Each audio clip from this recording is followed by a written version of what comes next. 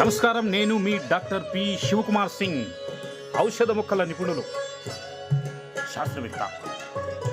ఈరోజు మనము 10 ఔషధ మొక్కల గురించి తెలుసుకుందాం. అవి మన శరీరంలో ఉండేటటువంటి మూత్రపిండాలను ఆరోగ్యంగా పెట్టడంలో తమ వంతు విధిని నిర్వర్తిస్తాయి. మొదటగా మనం సాధారణంగా ప్రతిరోజు వాడేటటువంటి వంటల్లో అల్లం, జింజర్.